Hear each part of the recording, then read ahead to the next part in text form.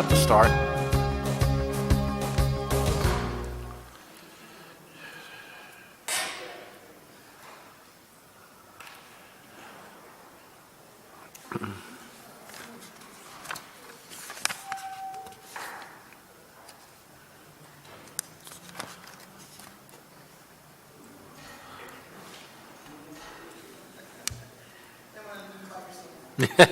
Thank you.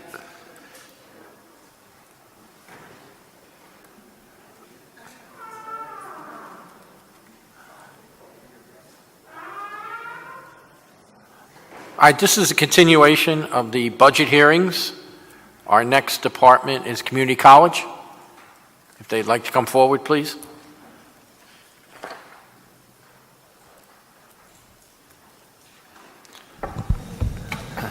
Good afternoon. I know you've been here for a while, so I appreciate your patience.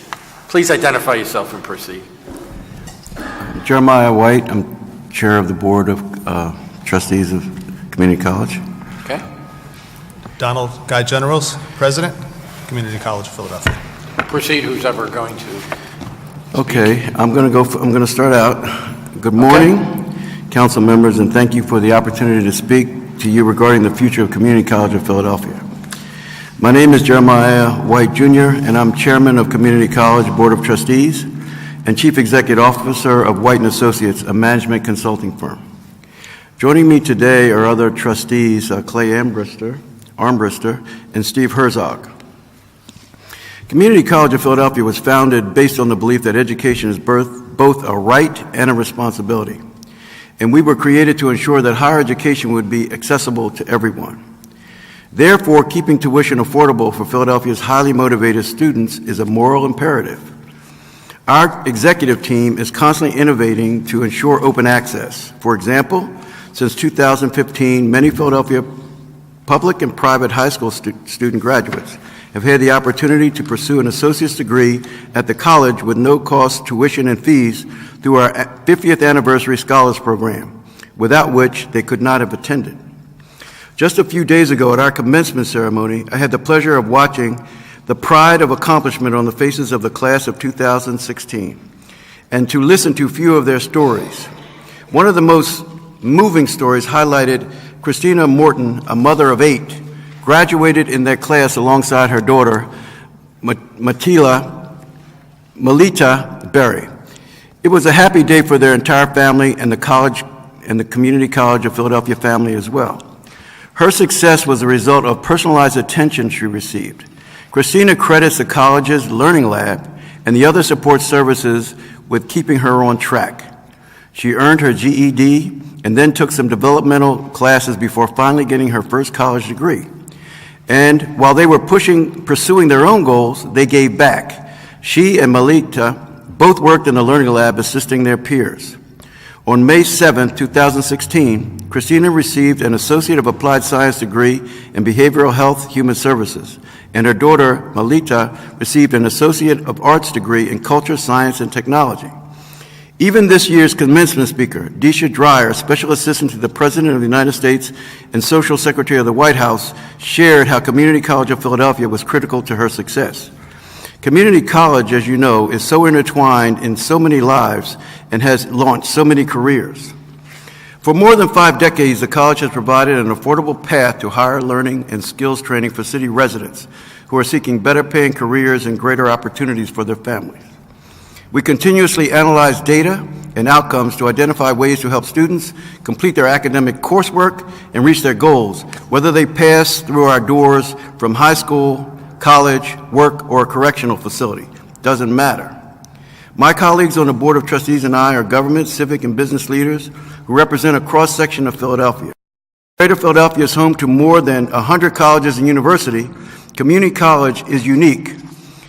First, because it's the only public institution in the city that deals with higher ed in the way that we do. Second, because it offers career credentials as well as stackable credentials that can turn the unemployed into sought-after job prospects. And third, we are a within-reach platform for many high school students who need a disciplined and compassionate start. 2 years ago, we, the trustees, made a strategic decision to bring in the best community college president in the country, Dr. Guy I Generals. wasn't a president then, but No. that's okay. Our college president. Our charge, along with Dr. Generals and his management team, is to make Community College of Philadelphia more responsive to the needs of our students and an invaluable partner to our business community to produce talent to power our economy. We have invested resources in people, facilities, and infrastructure to make this happen. And it is without saying that your financial and other support is critical to making this happen. So, on behalf of the board, I'd like to thank you for your past support, and we hope that your support will continue and grow as we seek to become one of the top 10 community colleges in the nation. Thank you. Thank you. Dr. Generals, did you want to have a statement too? Or? Yes. I'll begin by stating the actual request, which is we're requesting $33.9 million, which is a $3.6 million increase over last year's budget.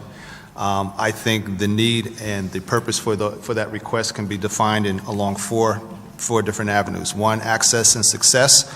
As Chairman White indicated, the cost of tuition is becoming prohibitive more and more so with many of our students. We found a number of 3,000 students who walked away after financial aid was applied because they couldn't afford tuition, the gap in books and fees. So dealing with the issue of cost is something that we need to deal with head-on in order to maintain the doors of access for the students and the citizens of this city. So as was indicated, last year we did implement the 50th year scholarship program. We were able to recruit 217 students with about 6 weeks of a run-up period this year. We hope to do much better. It's a program that's been well received, both locally as well as nationally. As you know, we just had the Vice President and his wife come and tout our successes as a sort of foundation for what the President was proposing in his new $100 million initiative for free community college. So it's something that the sector is dealing with, this issue of access, and it's something that community college is dealing with in a very specific way. We have not raised, this will be the third year that we have not raised it 2 years. Hopefully, we won't have to raise it again this year. Our current budget does not include a tuition increase for our students. So that issue of access and success is very, very serious, and in order for us to be a premier institution in this country, we have to be able to open the doors of access more and provide a means for students to be success. We have to deal with the issue of low graduation rates, low retention rates, low persistence rates.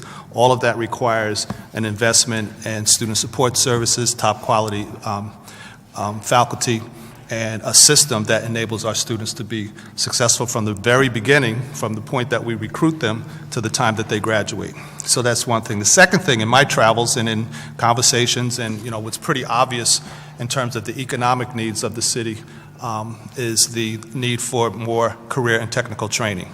The college was not positioned to do that. We're slowly moving into that area of career and technical training. That cost in the way of equipment and in the way of new faculty.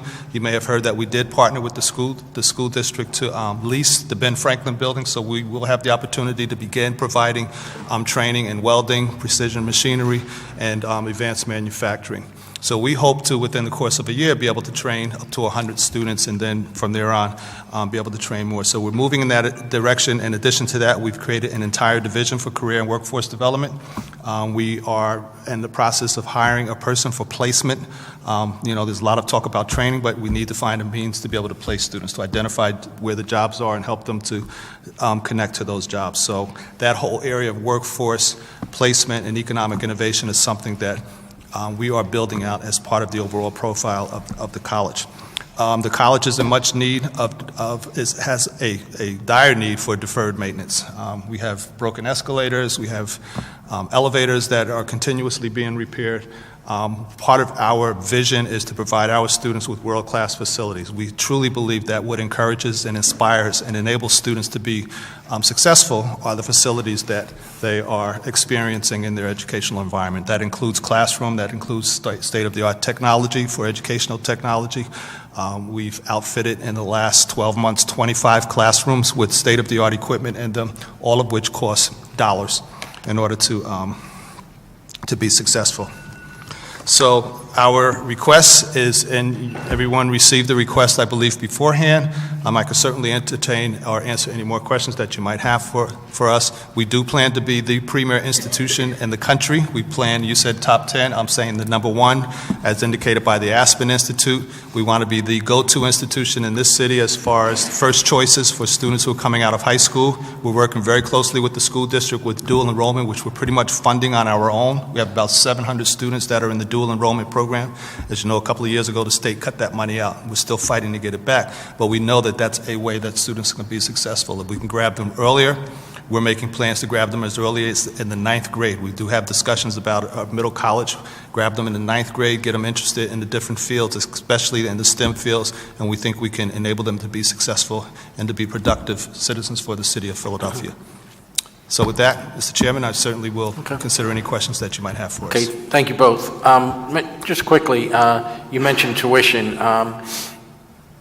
Have you done any studies, or you have any idea how many students have either have enrolled or have dropped out at some point because of financial restraints?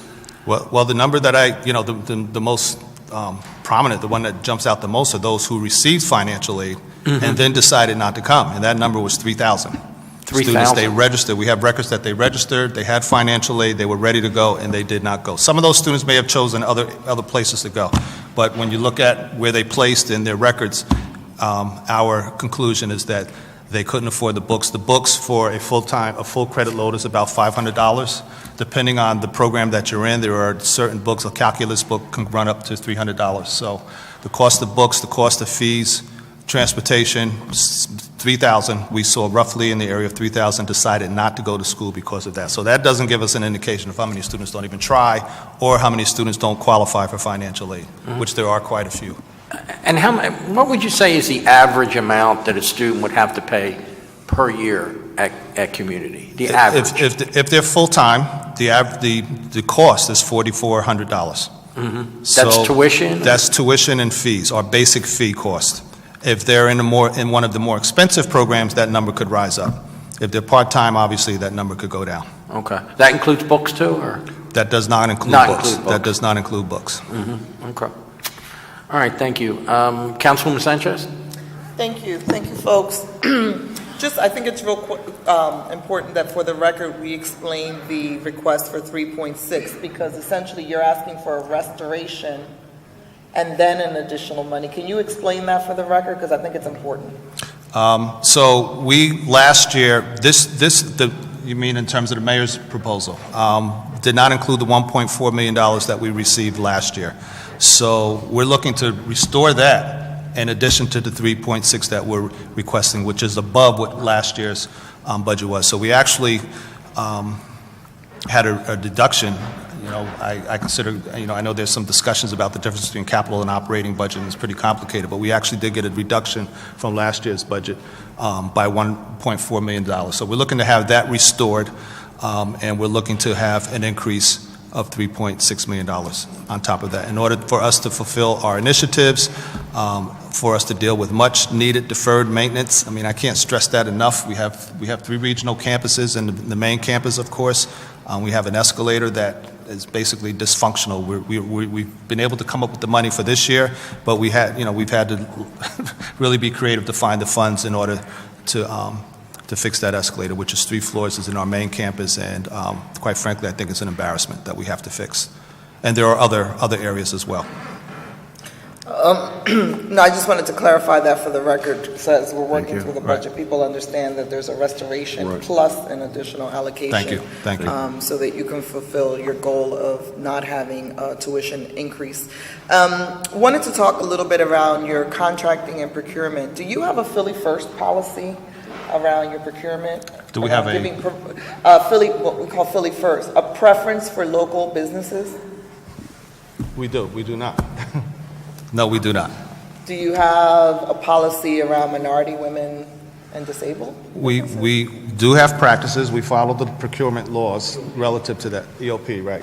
So we do follow the EOP laws relative to that, and we do have, competitive bidding process related to that as well. Yeah, we asked the same question of the school district. I think, some of what we want to make sure that we do is obviously we want to purchase locally, and we've taken our preference, we've increased our preference numbers to try to get more smaller local businesses involved, and we've started the conversation with the school district and also with community college. So I'd be interested to see if you did a vendor analysis, how much of what the school district, what the community college spends is locally in supporting of local small businesses. I will say that most of our services are large contracts, security, media, and our cleaning services. And when we go out to bid, we often have national organizations that bid for those contracts. So the bulk of our discretionary dollars as it relates to services are those huge contracts. That being said, we have found ways to identify minority vendors. Actually, the individual, Toreto, I think that's his name, Toreto, that won the bid for our escalator is a Hispanic gentleman from the city that actually went to community college in Philadelphia and went through our 10,000 small businesses. And this is a $1.2 million project, 1.2, right? Mm-hmm. $1.2 million project. Last year, when we sold some of our bonds, we sort of restructured our debt service, and we sold bonds. While the top bidder was a non-minority, he was able to outsource to a minority, what would you call them, hedge fund, bond subcontractor to the bond, to the person who actually did the selling of the bonds. And that was quite deliberate. Most of the large contracts that we have, Ally Barton, most of their employees are minority and they're local. The CSI janitorial services, most of their personnel are local and they are minority as well. So we try, when we cannot find, the owner for the services, we certainly look at the next level to see, who are the workers, who are the ones benefiting from the insurance, who are the ones benefiting from the employees. But the big answer, or the more precise answer, we are in the midst of a strategic plan. This is my first strategic plan, and part of that strategic plan is to deal with the issue of minority hiring and local hiring, not just in goods and services, but obviously and very specifically in the faculty that we hire as well. So developing affirmative strategies in order to address this issue, which is, admittedly is an issue that we have to deal with, is something that's first and foremost on our agenda. Yeah, and that's important. I mean, you know how strongly I feel about community college being, the place where we build our workforce, retrain our workforce, and I feel strongly about it. But I think that because we want to support that, we want to make sure that our practices don't counter what the goal is and what some of us believe community college should be, which is, an important connector, right, for folks to a pathway out of poverty into the workforce. So I'm very encouraged by your CTE offerings and so forth, but I also want to make sure that the institution really incorporates and infuses those values so that it's reflected on its board, that it's reflected on the executive committee, that it's reflected at all levels, so that we can really tout community college for what the city needs it to be. Right. Which is, the place where I think in terms of workforce development, we have not leveraged community college in the best way, and I hope that we continue to move in that direction. With that being said, so in the discussions around pre-K and so forth, what has been community college's involvement to date, and what do you see as some of the challenges? I read somewhere that there was an issue of community college capacity to provide. Explain to me what community college. So we've met with the mayor's office and Gimmel, is it Gimmel, right? Gimmel? Yes. And first of all, we do offer a credit child development degree. We are in the process of developing a non-credit that would, obviously tie into that. There is an issue of capacity, given what the hopeful need will be. And we've had conversations with the mayor's office relative to how to deal with this issue. So part of what we're finding is the pipeline is insufficient coming out of the high schools, that there are students that are just not interested in going into that field. So we think that through our dual enrollment program and working in conjunction with the school district, that we can gen up more interest in this field, both as a capstone credential, but as well as a pipeline into our early childhood degree. So for those who are interested in education as a long-term career, we think that the stackable credential approach is the way to do it. What we've committed to is a symposium, if you will. I don't know what that means. That's not for you. That's not for you. What we've committed Actually, to Councilwoman, nobody else has questions. is a symposium, a joint symposium with them to generate interest and as well as information about where, the status of, the universal child care is, but more importantly, much in the way that we do a career fair to try to get more people interested in it. Quite frankly, the cost, the pay is an issue that has to be dealt with. So I think there are multiple levels, not just locally, but regionally, that we have to deal with this issue of, pay that students are going to be attracted to. So we have, to answer your question, we do have a program. We have capacity issues, so that means hiring more faculty for us. And we are developing a early childhood non-credit that would address the needs of the local services here. Could I address that as well? I think that the other part of the equation is that people that come to us, sometimes they need 1, 2, 3 remediation courses, right? Mm-hmm. So we view the investment in early childhood education just as important to prepare the students of the future, so when they come to our door, they're more prepared to do what it is that we need to do. So I think Dr. Generals is right. We're retooling to do more in that regard, but we also support the effort for that because it is in our best interest and it's mission critical to us to have more children at an earlier age getting the competencies they need, so when they reach us, they don't take their first 2 years and spend that money on remediation. Mm-hmm. And just for the record, we are already, in addition to providing training for early childhood, we do have an early childhood facility on site on 15th Street, and we are in discussions and negotiations with the company that's running that to expand and to provide greater access for our students. Our students do work through there in terms of internships and cooperative ed opportunities. But the facility is inadequate. It's a trailer. They're trailers.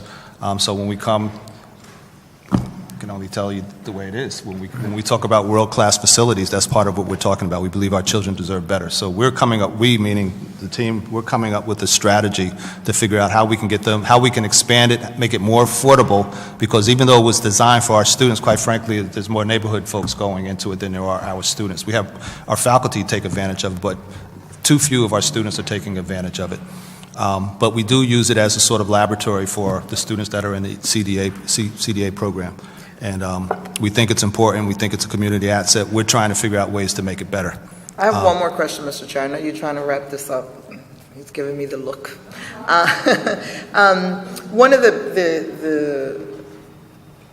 One of the things that we hope happens out of this kind of pre-K discussion is really taking some of the women, tend to be older women who are in this industry. We do want to elevate the standards, and that's why we've been really clear that the pay is not negotiable around the standards around. We're not going to create a system based on poverty workers. Right.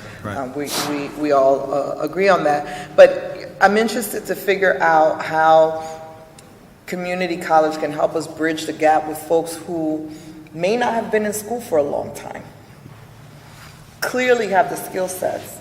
And so one of the things that I would encourage you to do is really think outside the box about how do we give people career experiences and accredit some of those life experiences so that other sector, the young people, I agree. That's always the easiest. The hardest is, when I look at the providers that I know in the neighborhood who do excellent work, but, are not part of all the theories and the stars and all the other stuff, is like, how do we help those women? Well, very specifically, there's two things that come to mind that is on the forefront of community colleges. One is learning by testing and assessment by experience. So you may not have gotten your experience in a classroom, but we can give you college credit for what you've done over a period of time. The other thing is competency-based learning, which is really designed to give credit for what you know as opposed to seat time. which is, the current model, how much time you spend in the seat.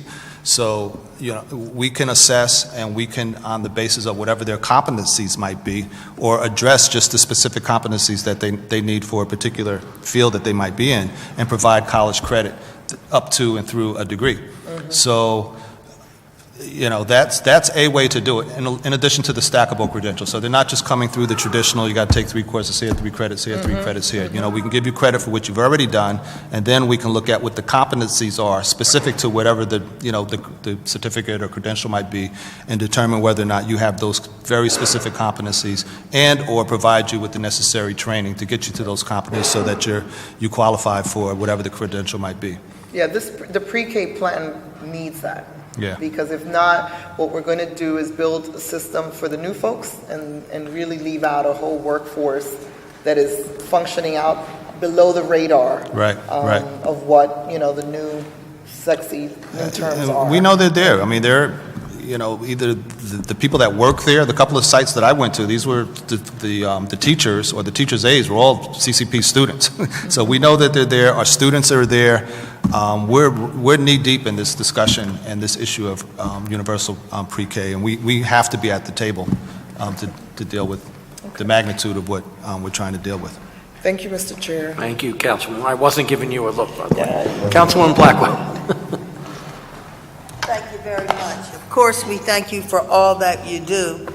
And I've heard you talk, too, about the Advanced Manufacturing and Engineering course and about Ben Franklin High School. And I remembered when we toured with the governor, your automobile program. Do you work with Workshop School that's very close in terms of that particular program, the automotive? We do. The director is on our advisory board, and we do recruit students from there, and we do have a relationship. It probably needs to be stronger because the students going through that program are really going into automotive design.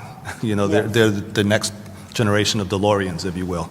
And they're going to wherever the pre-engineering programs. Ours is more auto tech. However, we do get auto tech students from there, and we do have a relationship with them. I believe is Rich on their board? Do we know? Rich Saxton, is he on their board? Yes, I think so. And I know the principal is on our board, so we do have a relationship with them. Okay, thank you. And part of, I know that the alternative fuels program that we're slowly building is really being supported by that school. We're working in conjunction to develop that curriculum.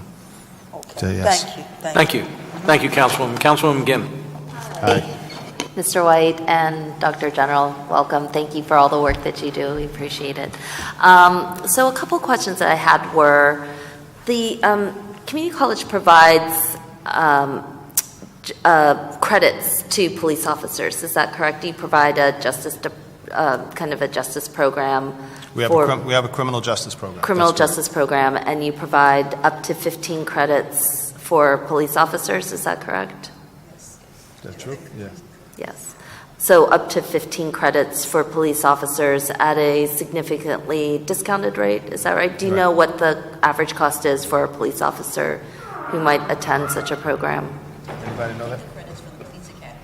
We give them credits. Okay, so yes, we give them credits towards their degree, 15 credits. So that's that assessment by learning that I was talking about, experiential learning. Is that provided free of charge by community college? Their credits are. So you need 60 credits to get a degree. We'll give them, if they come to us, we'll give them 15.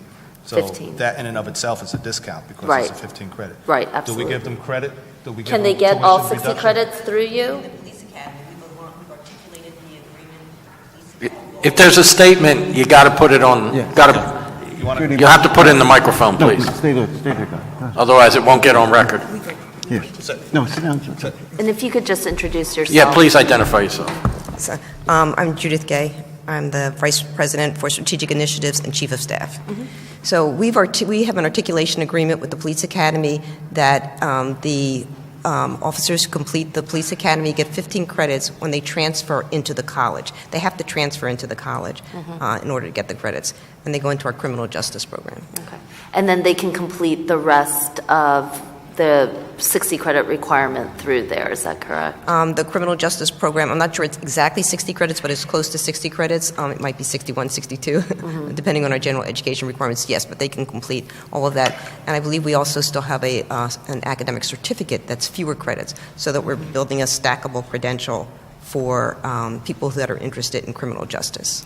So the police department's been contemplating some changes to its requirement around certification, and I guess one of the questions that I had was to what extent they could be working more closely with community college to figure out how to make that process accessible and easier. I know that Commissioner Ross is deeply concerned, like many of us are, on diversification of the police force and making sure that police recruits are able to both pay for, manage, and qualify for these credits. But at the same time, I think that there's a lot of interest on other ends to make sure that our police officers do have, have time and are reflective, and that there's been, some praise of the program and the schooling that's required to go into it. And I was wondering if you might speak to that a little bit. We have been working closely with them, and particularly to address the needs of the flexibility that's required by a police officer in order to complete education. So that's one of the degrees that we do offer online, so that if the officer's schedule changes, they would be able to still complete the program by taking online courses. So we have been working, obviously we were very supportive of the 60 credit requirement to be a police officer, but we understand that with the low numbers of officers and the great need that might not be possible, but we do support continuing education for police officers. And previously, did all officers on the police force go through CCP for those 15 credits, would you say? They could go other places, but CCP is the most affordable option, so a great number do go to Community College of Philadelphia. And I feel like that's also important for community colleges enrollment, and that's a help for CCP as well. Is that Oh, absolutely, for enrollment, but also it's a very strong program, excellent faculty in that program, and there's been a lot of success from people who've completed the program. Okay, thank you. Maybe Thank you. I may circle around and ask a few more questions afterwards. But Dr. John, I was wondering if you could talk a little bit also about services to many of the immigrant youth who are here in the city. So a number of immigrant students, young people come into the school district of Philadelphia. They come here as high schoolers. Fortunately, the state of Pennsylvania has delayed the Keystone exams that would have otherwise significantly impacted their graduation abilities. But once they finish here, depending on when they come, they still need an important access point.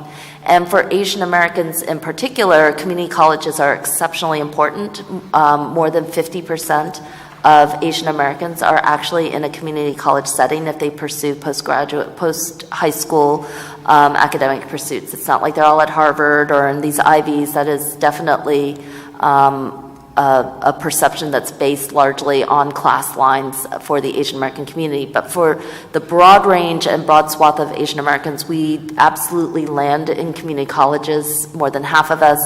And was wondering if you could speak to where you are in terms of expanded services around language access in particular, looking at diversification of faculty and addressing some of those gaps for our immigrant youth who come here later in their secondary school careers. So we have no restrictions. If there is a restriction, it's their ability to get financial aid, which is governed by the federal government. So that's one thing. So we do recruit from all the neighborhoods in the city. We have a stated goal to provide sites in the community for those communities that are less inclined to come out of the communities. I think we had a conversation earlier. We will run a site in South Philly through Juntos. We haven't yet to get around to the Asian community, but the idea is to go into those communities where folks are landlocked and or anxious about moving outside the community because of a whole host of reasons. But beyond that, we do recruit in those communities, and for those who either qualify for some type of specific scholarship, if it doesn't require a Pell application, we admit them. I can tell you anecdotally some sad stories of students, one in particular who is an honors student and cannot move on because the 4 years won't take him because he's a non-resident. So while that is not an issue for us, if they're capable of paying our costs, we certainly, we certainly recognize it as a problem, and we're doing the best we can. I mean, basically, I don't know if I should put this on the record, but it's don't ask, don't tell. We really don't care what their status is, and it only comes up when they have to apply for financial aid. The second thing relative to faculty and staff that are that are either amenable or look like the communities that we serve. This goes back to our conversation about diversifying our faculty and staff. And this last cycle is not showing up on the data now, but we did hire a number of Asian faculty. We hired just 2 days ago a gentleman from Sierra Leone. So we are, through our efforts, through our HR office, in trying to be more precise in recruiting, through the professional journals and so forth. All of the varied ethnic groups have a professional journal. So we are making a deliberate effort to spend the money, the recruitment money, in those journals rather than just the broad traditional journals, so that we can increase, especially our teaching faculty. We're most concerned about our teaching faculty because they have the largest impact, but we're equally concerned with counselors, tutors, and advisors as well. And I think we are doing better. Next year, this time, we'll show numbers that are better than they are this year. But the goal is to increase in that regard.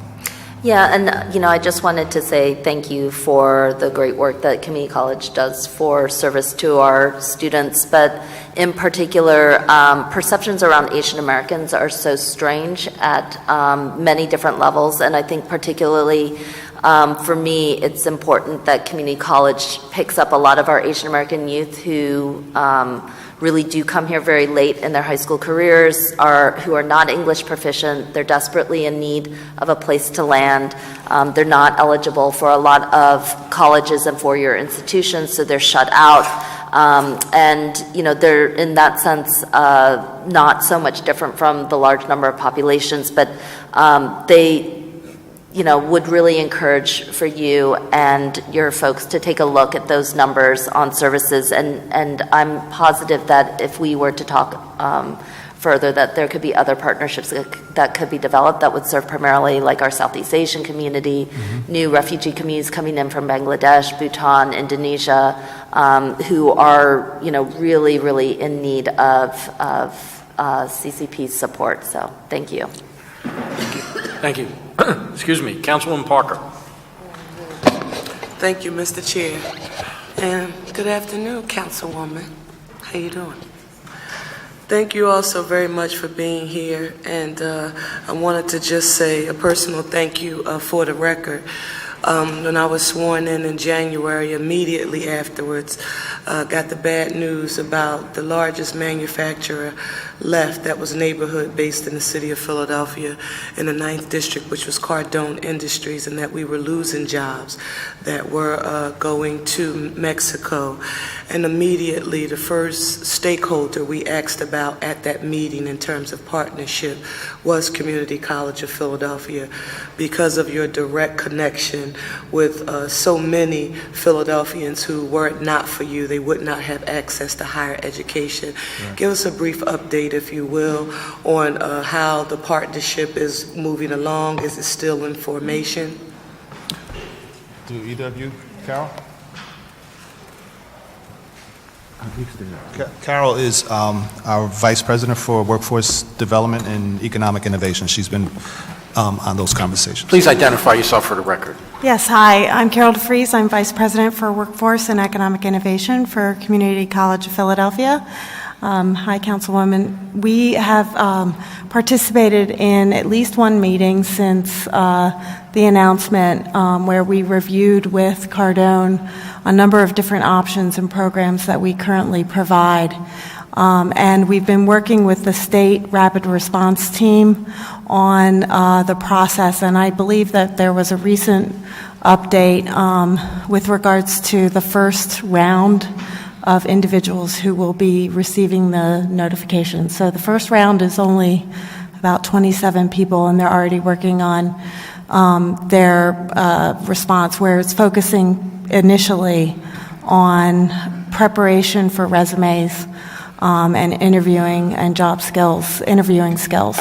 So we are working with the state on that aspect, and then one of the other programs that we've pitched to them is what we currently have or will be receiving a state grant to help individuals who are underemployed or who are also laid off, and running them through a program that would help them get training. So within the different tracks there, we're hoping that they will be interested in the advanced manufacturing and potentially the automotive area, given that they are already working in the automotive industry.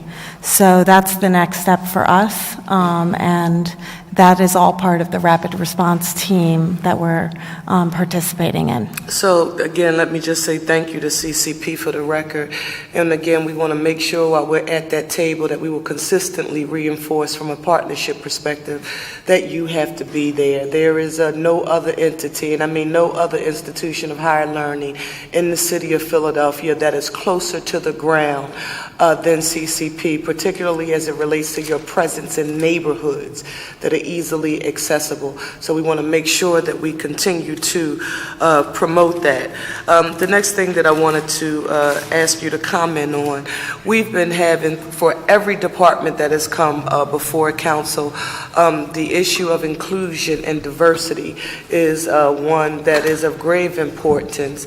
And I know you may have touched on this in response to a question from Councilwoman Janie Blackwell, but talk to us, if you will, about any existing partnerships that CCP has within the construction industry in the city of Philadelphia, and are there any ongoing talks about potential expanding any kind of partnerships in existence? Were you here when we mentioned Toreto Construction? I don't know if you were. No, I was not. I just walked in. So Toreto Construction will, first of all, it's a real partnership because they went to, the principal owner went to CCP and graduated. I'm sorry, Doc. Forgive me here. It's Toreto, so this is a firm. This is a construction firm. So this is a construction firm. I guess my question is more directly related to the trades and apprenticeships program. So obviously individual companies can work to establish a, and willingly, right? And I wish there were more who would do what I think you were about to describe to me. But I'm asking within the building trades themselves, are there any ongoing relationships that we see? When I say we, because we claim you too, right? That we CCP have established. So I would say minimal. It is an issue. We did just come to an agreement with the steam fitters, whereby we will articulate the training, again, through this experiential competency-based training effort, credits for those who've gone through their training, and they will then be able to come into our technical what is it called? It's a technical studies field. So this was. Doc, help me here. The steam fitters, the union, they have their own training. Okay. It's not an academic training experience. It's a training specific to steam fitters. We were able to work with them and our faculty to be able to take that training through this process of prior learning experiences and convert it into an academic credentials, much in the way that the police force gets 15 credits for their training. So we have that. We have the same relationship with the electricians union, where their training can be parlayed into college credit, which will eventually lead to the technical studies degree.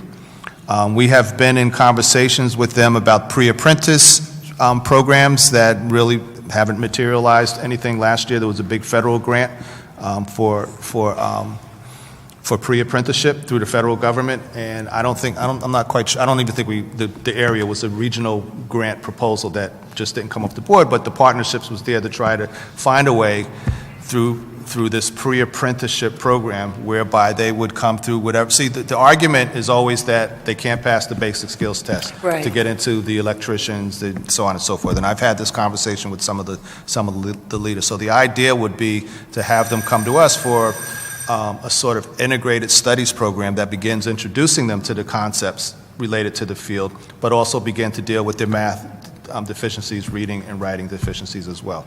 So we're still pursuing that line of thinking because we think, the issue is we have to get through this gate that's up there. Quite frankly, there's a gate there that's preventing, and that gate is much in a way that it's a gate for the college. So many, 65% of our students go through remediation before they actually get to the real stuff. And the same is true and these with the unions. So we are in conversations. I wouldn't describe it as a partnership. I think we have a couple of contracts and a couple of agreements through conversations and discussions. I think there is a willingness to work, and there is a recognition that it's a problem, and the problem has to come about through, a real substantive partnership and arrangement relative to how we train, these kids, these students to get into the trade unions.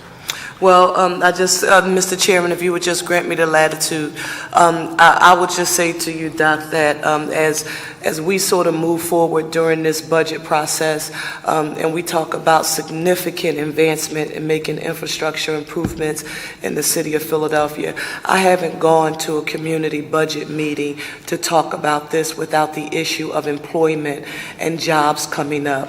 And as we figure out how we frame what it's going to look like, I want you to hear from me if they tell you, well, somebody was at the table acting like they worked at CCB, like saying that That's you should be there.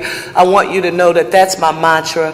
Very scarce resources. We have to use every vehicle available to think about who can add value to that process. And I think as I was coming in or listening earlier, I heard Councilwoman Blackwell referencing something similar in one of her questions.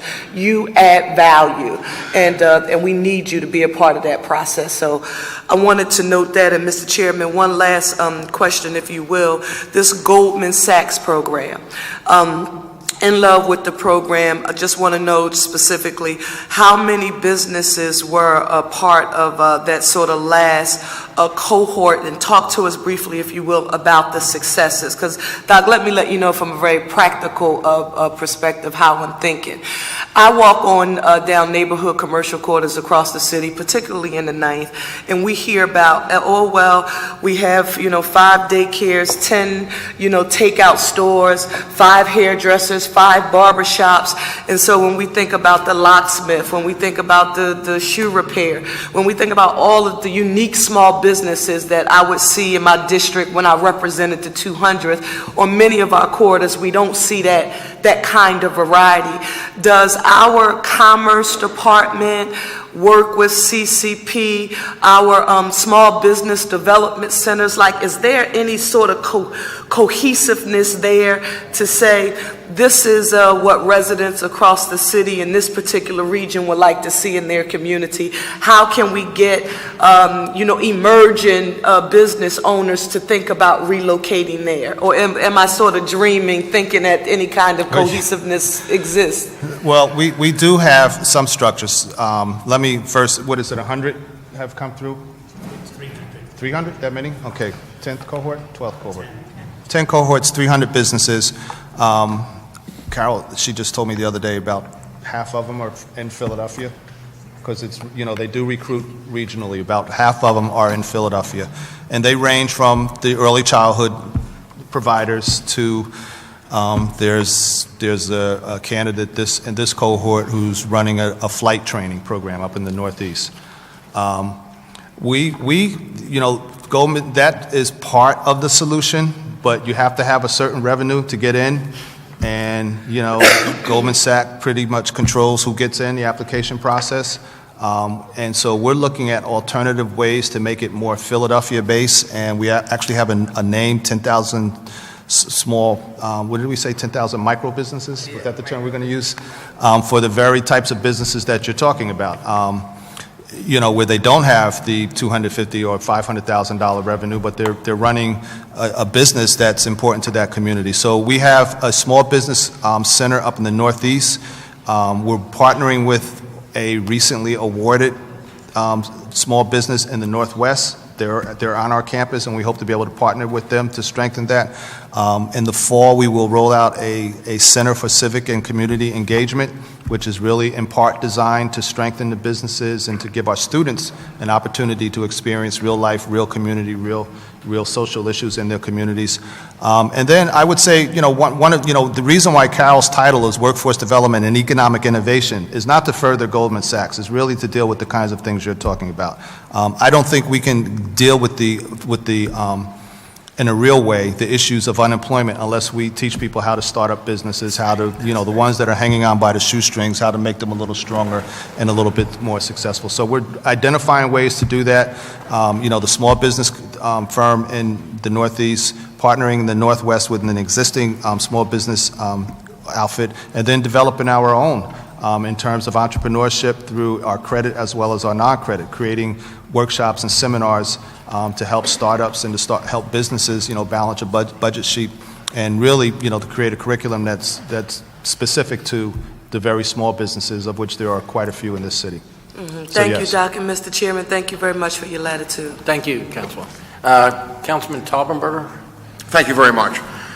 Doctor, really no question at all. I just actually want to thank you in a public forum for Communities College dedication to small business in Northeast Philadelphia. Spending 23 years at the Northeast Philadelphia Chamber of Commerce, I had a wonderful, wonderful relationship with Community College, and then not just the word wonderful, but one that was constructive and helped people. Mm-hmm. And when you help people's lives, you do a great deal. In fact, many say you're doing the Lord's work on earth. So I thank you. I thank you very, very much for many, many small businesses and your help with the Greater Northeast Philadelphia Chamber of Commerce, but it also translates to all Philadelphia as well. Exactly. Thank you. Thank you. We absolutely have work to do in that area, but it's a priority to focus on entrepreneurship, small business development, and innovation. That can greatly, alleviate unemployment, because when somebody works for themselves, they really see all the situations. And we're in the reentry business as well. I didn't even talk about that, but we're convinced that has to be part of the solution there. I am convinced personally that it is one of the greatest ways to help people re-enter society, if it can be done, teach them how to be an entrepreneur. Right. And many will be very successful. I am confident of that. Thank you. Thank you, Mr. Chairman. Thank you all. Excuse me. Thank you, Councilman. No other questions? Thank you all very much. Thank you for Thank what you. you do. Thank you Good very luck much. in the future.